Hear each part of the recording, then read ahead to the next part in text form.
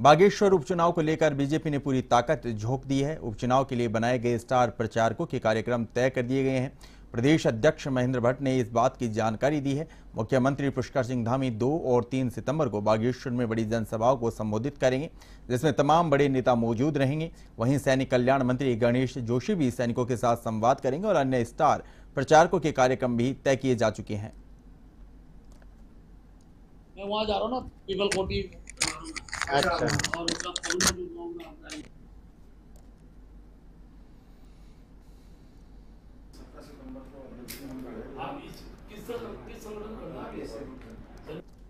देखिए, माननीय मुख्यमंत्री नामांकन में गए थे, उसके बाद वर्चुअल एक सभा उनकी हुई है। उस वर्चुअल सभा में वहाँ की जो नगर पालिका के चेयरमैन थे, उन्होंने भारतीय जनता पार्टी से हिस्सा ली। उनकी धर्मपत्नी वो ब्लॉक प्रमुख रही हैं कांग्रेस से, उन्होंने बीजेपी से हिस्सा लिया। अभी 2-3 तारीख को माननीय मुख्यमंत्री जी की 2 सभाएं हम लोग वहाँ करेंगे। मैं भी माननीय मुख्यमंत्री के साथ उस सभा में रहूँगा। इसके अलावा हमारे जो प्रदेश सरकार के मंत्री जो हमने स्टार प्रचारक रूप में जिनका नाम हमने रखा हुआ है, उनमें धन सिंह रावत जी का प्रवास 31 और 1 तारीख को रहने वाला है। हमारे प्रभारी दुष्यंत गौतम जी वहाँ से होकर आए हैं। आज हमारी सह प्रवासी प्रभारी रेखा वर्मा जी वहाँ पहुँच चुकी हैं। इसके साथ साथ गणेश जोशी जी का कार्यक्रम 2-3 तारीख को हमने वहाँ रखा है। देखिए, माननीय मुख्यमंत्री नामांकन में गए थे, उसके बाद वर्चुअल एक सभा उनकी हुई है। उस वर्चुअल सभा में वहाँ की जो नगर पालिका के चेयरमैन थे, उन्होंने भारतीय जनता पार्टी से हिस्सा ली। उनकी धर्मपत्नी वो ब्लॉक प्रमुख रही हैं कांग्रेस से, उन्होंने बीजेपी से हिस्सा लिया। अभी 2-3 तारीख को माननीय मुख्यमंत्री जी की 2 सभाएं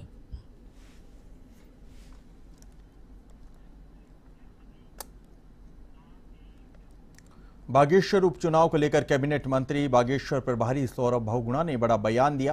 कैबिनेट मंत्री बहुगुणा ने कहा कि बागेश्वर उपचुनाव में बीजेपी अच्छे मतों से जीतेगी। उन्होंने कहा कि लगातार 4 बार चंदन रामदास यहां से विधायक रहे हैं और अब उनकी पत्नी भी को उम्मीदवार बनाया गया है, जिन्हें जनता का अपार स्नेह मिल रहा है। उन्होंने कांग्रेस पर निशाना साधते हुए कहा कि कांग्रेस के उम्मीदवार ही बीजेपी में आ गए। कांग्रेस को अपनी ही पार्टी के कार्यकर्ताओं पर विश्वास नहीं था, इसलिए कांग्रेस ने आप पार्टी के उम्मीदवार को टिकट दिया है।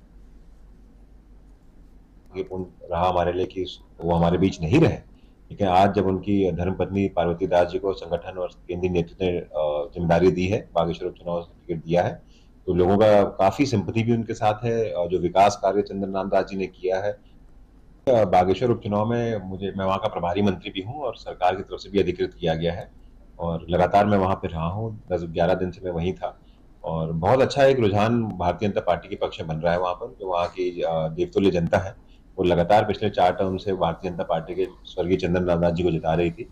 किसी कारणवश उनका बहुत ही दुर्भाग्यपूर्ण रहा हमारे लिए कि वो हमारे बीच नहीं रहे, लेकिन आज जब उनकी धर्मपत्नी पार्वती दास जी को संगठन और केंद्रीय नेतृत्व ने जिम्मेदारी दी है, बागेश्वर उपचुनाव से टिकट दिया है, तो लोगों का काफी सिंपैथी भी उनके साथ है। और जो विकास कार्य चंदन रामदास जी ने किया है उसको लेके लोगों का साथ हमको मिल रहा है।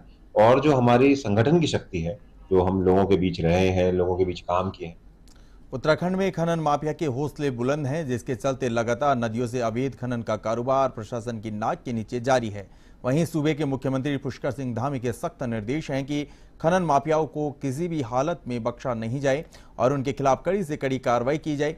हालांकि देहरादून जिलाधिकारी सोनिका की माने तो बारिश के चलते राजधानी में अभी कहीं पर भी अवैध खनन नहीं हो रहा है। बावजूद इसके फिर भी किसी भी तरह की कोई शिकायत सामने आती है तो एसडीएम की अध्यक्षता में एंटी माइनिंग टीम का गठन किया जा चुका है, जो कि रात के समय में भी मुस्तैद रहकर खनन माफिया के खिलाफ कार्रवाई करने का काम कर रही है। फिर है ना, आगे दिख नहीं रहा कौन बैठा, जैसे सीएफओ तो बिल्कुल।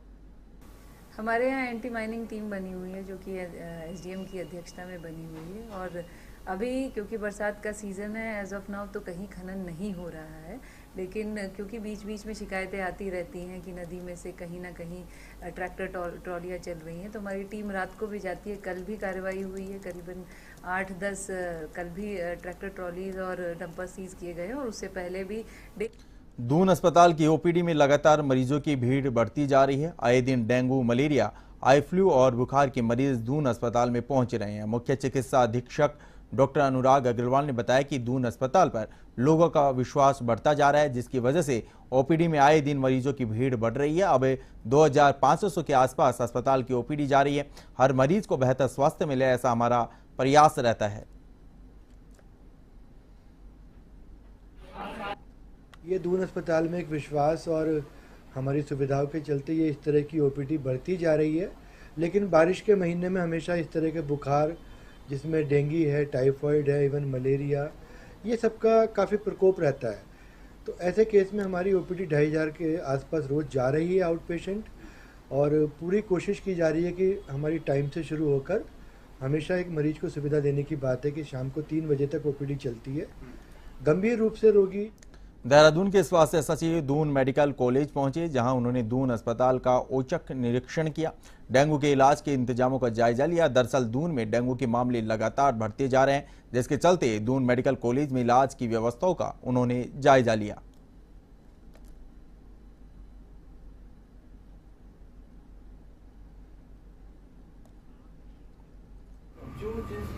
हल्द्वानी के भीमताल में लोक निर्माण विभाग और वन विभाग की तरफ से अतिक्रमण हटाने के नोटिस भेजने से परेशान सैकड़ों व्यापारियों ने प्रांतीय उद्योग व्यापार मंडल की बैनर तले महापंचायत की। इस मौके पर आक्रोशित व्यापारियों ने सरकार और प्रशासन पर व्यापारियों का उत्पीड़न करने का आरोप लगाते हुए कहा कि अगर सरकार चाहे तो अध्यादेश लाकर व्यापारियों को उजाड़ने से बचा सकती है। बता चले कि बीते दिनों हाईवे किनारे बसे सैकड़ों व्यापारियों को लोक निर्माण विभाग और वन विभाग द्वारा अतिक्रमण हटाने के नोटिस भेजे गए थे। इसको लेकर व्यापारियों में हड़कंप मच गया। व्यापारियों का आरोप है कि सरकार उन्हें उजाड़ने का काम कर रही है। वहीं महापंचायत में प्रांतीय उद्योग व्यापार मंडल नैनीताल की 25 इकाइयों के पदाधिकारियों ने हिस्सा लिया। उद्योग व्यापार प्रतिनिधिमंडल द्वारा आज ये जो महापंचायत बुलाई गई है, इसमें जो हमारी राज्य मार्गों के किनारे में बसे हुए व्यापारियों को उजाड़ने का कार्य सरकार के द्वारा किया जा रहा है और हाई कोर्ट के नाम पर वो हमारे व्यापारियों को डरा रही है, धमका रही है। उत्तराखंड राज्य हमने इसलिए बनाया था कि यहाँ के लोगों को रोजगार मिले। यहाँ के लोगों के अंदर छोटे छोटे जो काम करते हैं, ये राज्य की कल्पना के साथ राज्य निवासियों के साथ अन्याय हो रहा है। इसके खिलाफ व्यापार मंडल ने आह्वान किया है और आज महापंचायत हुई है। और निश्चित रूप से जहां एक पटवारी नहीं जाता ग्रामीण क्षेत्र, हमारा आक्रोश इस बात का है, वहां सरकार ने पीडब्ल्यूडी ने मनमाने तरीके से, हिटलर शाही तरीके से निशान लगा दिए हैं। लोगों में दहशत का माहौल है। ये एक बहुत बड़ा आंदोलन का स्वरूप यहाँ पर लेने जा रहा है। भीमताल में जो महापंचायत हुई है, ये हमारे एक नई दिशा व्यापारियों की। सांस्कृतिक नगर अल्मोड़ा में ऐतिहासिक नंदा देवी मेले की तैयारियां शुरू हो गई हैं। मेला समिति ने प्रेस वार्ता में नंदा देवी मेले का पोस्टर जारी किया। आयोजकों ने बताया कि आगामी 20 सितंबर से नंदा देवी मेले का आगाज होगा, जबकि 27 सितंबर की शाम को मां नंदा सुनंदा की भव्य शोभा यात्रा निकालकर मेले का समापन किया जाएगा। हर साल की तरह इस बार भी नंदा देवी मेले में कुमाऊं और गढ़वाल के बड़े लोक कलाकारों को बुलाया जाएगा, जबकि स्थानीय कलाकारों, स्कूली बच्चों को भी अपनी प्रतिभा दिखाने का अवसर मिलेगा। 7 दिनों तक चलने वाले नंदा देवी मेले में झोड़ा, चांचरी, भगनोल सहित तमाम सांस्कृतिक आयोजनों की धूम रहेगी। बात है, कुमाऊं का सबसे पौराणिक मेला है और यह मेला 20 सितंबर से लेकर 27 सितंबर तक यहाँ पर आयोजित किया जाएगा। और 27 सितंबर को ठीक 4 बजे माँ की 3:30 बजे माँ की शोभा यात्रा के संग इसका विसर्जन होगा। और जहाँ तक 20 तारीख से ये मेला शुरू होगा तो विभिन्न स्कूल के रंगारंग कार्यक्रमों के साथ साथ हमारे पहाड़ के जो छोलिया नर्तक होते हैं और साथ झोड़ा, भगनौल से बैर, इन सब लोगों को यहाँ पर आमंत्रित किया गया है। और इसके साथ ही जो अपने स्कूली उत्तराखंड के चर्चित अंकिता भंडारी हत्याकांड को लेकर बड़ी खबर सामने आ रही है। अंकिता भंडारी हत्याकांड के आरोपियों की कोटद्वार एडीजे कोर्ट में पैरवी कर रहे हैं। वरिष्ठ अधिवक्ता अमित सजवान ने इस केस में हटने का निर्णय लिया है। कोटद्वार में मीडिया में बातचीत में अमित सजवान ने कहा कि अंकिता भंडारी हत्याकांड के मामले के चलते वे दूसरे मुकदमों को समय नहीं दे पा रहे हैं, जिसके कारण उन्होंने इस केस से अपना वकालतनामा वापस ले लिया है। देखिए, व्यक्तिगत कारणों से मैंने इस मामले में अपना वकालतनामा वापस लिया है, क्योंकि इस मामले में बहुत जल्दी सुनवाई हो रही है। आज ही जो है इसमें ऑर्डर हुआ, फिर इसमें 1 तारीख लग गई है और इस प्रकार से जो है और जिस दिन इस मामले की सुनवाई होती है लगभग पूरा दिन इस मामले की सुनवाई में लग जाता है और इस कारण मेरे अन्य क्लाइंट के साथ मैं न्याय नहीं कर पा रहा हूं। उनके मुकदमे छूट जा रहे हैं, तैयारी भी सही तरीके से नहीं हो पा रही है। तो ऐसी परिस्थिति में मैंने ये उचित समझा कि इस मामले से पौड़ी में एनएसयूआई का नया जिला अध्यक्ष हाईकमान से नामित होने के बाद कई पदाधिकारियों और कार्यकर्ताओं ने अपना इस्तीफा उत्तराखंड एनएसयूआई के प्रदेश अध्यक्ष को भेजा है। दरअसल एनएसयूआई के नए जिला अध्यक्ष की सूची जारी की है, जिसमें पौड़ी से राजेश भंडारी को एनएसयूआई का नया जिलाध्यक्ष नामित किया गया, लेकिन इस घोषणा के बाद एनएसयूआई में फूट पड़ गई। जिलाध्यक्ष की नियुक्ति से नाराज बीजीआर परिसर के छात्र संघ पदाधिकारियों ने एनएसयूआई से इस्तीफा दे दिया है। हम 4 लोग दावेदार थे जिलाध्यक्ष के। अब बात आती है प्रदेश अध्यक्ष की। कोई कार्यक्रम होता है तो प्रदेश अध्यक्ष जी जो जिला को कार्यक्रम भेजते हैं उनमें हम लोग शामिल रहते हैं। सिर्फ हम लोग ही उस कार्यक्रम को करते हैं। मेरा कुल मिला के ये बोलना है, कार्यक्रम और मेहनत कराओ तुम हमसे और लास्ट में पैराशूट कैंडिडेट को ले आओ। ये कहाँ का कैसे इस एनएसयूआई को मजबूत करने का काम ये आदमी करेगा? जो आप पैराशूट कैंडिडेट यहाँ दे रहे हो कैसे कांग्रेस को मजबूत करने का काम करेगा? हम तो चाहते हैं कि 4 या 5 साल से हैट्रिक सर ये परचम जो लहराया गया है एनएसयूआई का कॉलेज में, वो इन्हीं के द्वारा लहराया गया है। आज तक भी मैं बोलूँ तो उनके जैसा काम पूरी पौड़ी शहर में नहीं किया गया। हमेशा जब भी नाम आता है एनएसयूआई का तो उन्हीं भाइयों का नाम आता है या हमारे कार्यकर्ताओं का ही नाम आता है। उनका तो मैंने कहीं नाम भी नहीं सुना, जिस वजह से मैं तो नहीं हूँ, इस बात से तो मैं सहमत नहीं हूँ। इस बात की निंदा भी करता हूँ कि मुझे वो जो जिलाध्यक्ष बने अभी प्रेजेंट में, वो मुझे बिल्कुल सही नहीं लगा है बिल्कुल भी।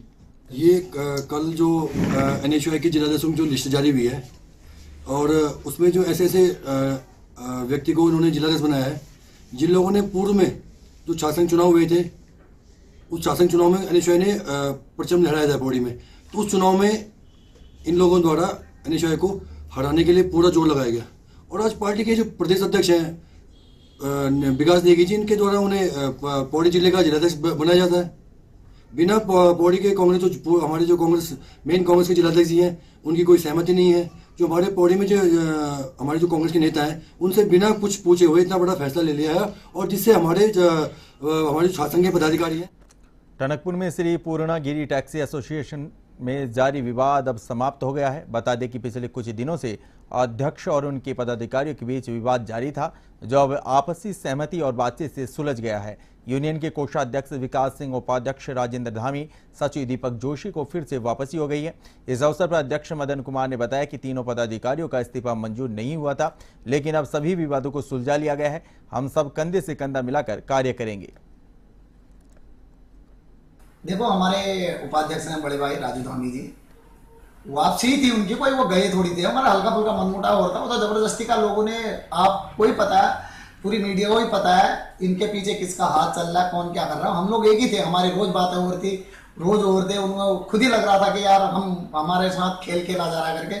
जब उन लोगों को लास्ट में पता चल गया कि हम लोगों को तो खेला जा रहा है हमारे साथ, बात को उन्हें हकीकत पता चली तो वो लोगों ने कहा।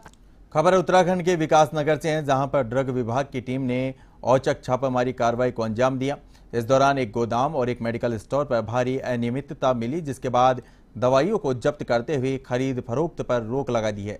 दरअसल ड्रग विभाग को हरबटपुर क्षेत्र से ट्रक में संदिग्ध रूप से दवाइयां ले जाने की सूचना मिली थी, जिस पर ड्रग विभाग की टीम हरबटपुर पुलिस चौकी पहुंची और दवाइयों को ट्रक ले जा रहे व्यक्ति से पूछताछ कर जानकारी हासिल की। साथ ही हरबटपुर में स्थित संबंधित फर्म के गोदाम पर पुलिस टीम के साथ छापामार कार्रवाई को अंजाम देते हुए गोदाम में रखे दवाइयों के स्टॉक और कागजात की जांच पड़ताल की गई, जिसमें ट्रक में ले जाई जा रही दवाइयों के कागजात सही मिले, लेकिन ड्रग विभाग की टीम को फर्म के गोदाम में भारी अनियमितताओं के साथ ही भारी मात्रा में एक्सपायरी दवाइयाँ और कुछ कंपनियों के बिना कागजात की दवाइयाँ बरामद की, जिस पर ड्रग विभाग की टीम ने गोदाम में रखे दवाइयों के पूरे स्टॉक को सीज करते हुए दवाइयों की खरीद फरोख्त पर रोक लगा दी है। इधर दूसरी ओर कुछ ऐसी ही अनियमितताओं के चलते सेलाकुई में संचालित एक मेडिकल स्टोर पर भी कार्रवाई की गई। ड्रग दवाइयों से भरा हुआ था, तो उनसे पूछताछ की है। उन्होंने उन दवाओं के क्रय विक्रय अभिलेख हमको उपलब्ध करवा दिए थे, लेकिन इनकी एक फर्म यहाँ पे होंडा रोड पे स्थित है, ब्लू जोन हेल्थ केयर के नाम से। तो मय पुलिस टीम हम लोग यहाँ पर आए हैं। यहाँ पे हमने देखा तो दवाओं का क्रय विक्रय जो किया जा रहा है, जो दवा यहाँ पे भंडारित पाई गई है, उनके भंडारण की स्थिति अच्छी नहीं थी और कुछ दवाओं के इनके पास क्रय विक्रय अभिलेख भी मौके पर उपलब्ध नहीं पाए गए हैं। इसमें 2 लोग पार्टनर हैं, तो कुछ अनियमितताएँ जो भी पाई गई उसमें ड्रग एंड कॉस्मेटिक एक्ट के प्रावधानों के अंतर्गत हमने इसको जो स्टॉक है उसको फ्रीज कर दिया है और इसके क्रय विक्रय पर रोक। A1 उत्तराखंड बुलेटिन में फिलहाल इतना ही। आप देखते रहिए A1 टीवी। नमस्कार।